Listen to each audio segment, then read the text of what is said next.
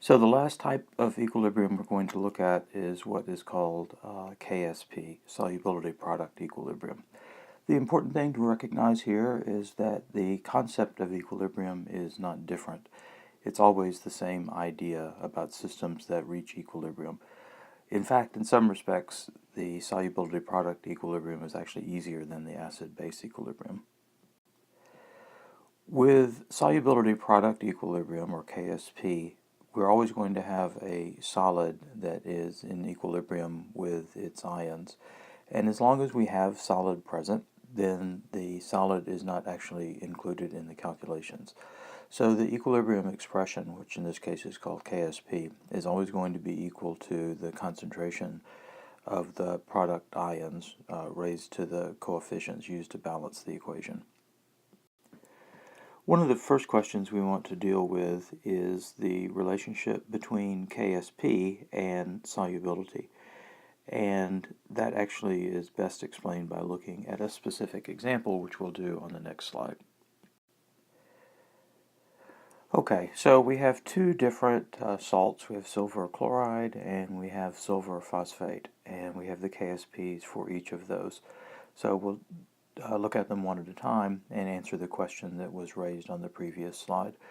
So silver chloride is essentially almost insoluble, but at equilibrium we will have a small number of ions of silver and chloride.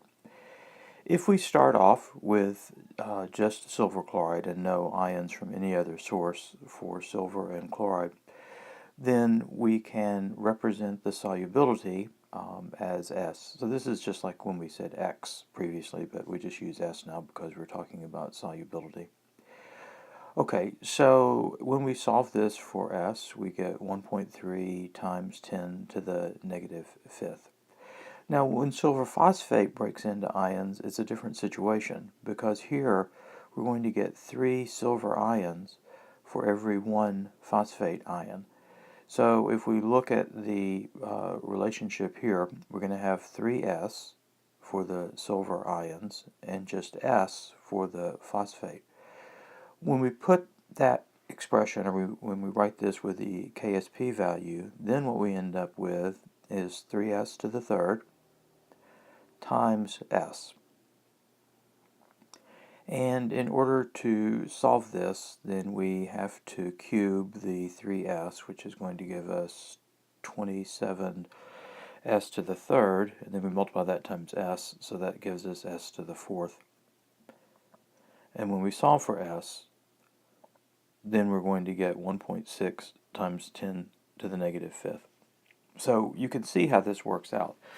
The only way that you can compare two salts in terms of their solubility and knowing their KSP value is if they break into the same number of ions. But like when you have a situation like this, they break into different numbers of ions, then you can't really do that without making the calculation. Okay, so in this case we want to compare the solubility of silver chloride in two different situations. One is in water, the other is going to be in a solution that has nitric acid in it. So the first thing we can look at is, of course, nitric acid is a strong acid, so it ionizes completely. Silver chloride, as we've just talked about, is a slightly soluble salt, and so it ionizes to a small extent. And the question is now, does the fact that HNO3 has ionized and we have hydrogen ions and nitrate ions in the solution, does that have any effect on the silver chloride equilibrium? And the answer to that is no, and the reason for that is that if you look, so what are the possible reactions that might take place that would affect the concentration of the silver ions or the chloride ions? So there's no reaction here because silver nitrate is soluble, and there's also no reaction in this direction because HCl is a strong acid. So in the situation that we're looking at now, the nitric acid has no effect on the KSP value or the solubility. Okay, so now we want to take a look at the situation with silver phosphate in water. So we can first write out the equilibrium expression for silver phosphate. And this is the same as we looked at before. So what we have are some silver ions and phosphate ions. The next question is, so what happens when we add nitric acid? So just like we said before, the nitric acid is going to form hydrogen ions and nitrate ions. This is not an equilibrium reaction. So we asked the same question that we did previously. Is there anything here that can react? And the answer in this case is yes. That whereas we can't get any reaction between the silver ion and nitrate ion, the phosphate ion is a base and it will react with the acid. So what that's going to do is reduce the amount of PO4 in the equilibrium expression, and that's going to cause more silver phosphate to dissolve. And so it's going to make the solubility greater. So let me just emphasize that point again for you. So we're looking at it just like we did before. We're saying, is there any kind of possible reaction there, and is there any kind of possible reaction there that would upset the actual equilibrium? And the answer is yes, that the hydrogen ion will react with the base, PO4, oops, that should be 3 minus, and that's going to reduce the concentration of the PO4. Let me just do that just so that I can make sure I don't have a mistake on there. All right. So you have to kind of go through that process each time to figure out if whatever you're adding is going to affect the equilibrium, or not really the equilibrium, but the solubility.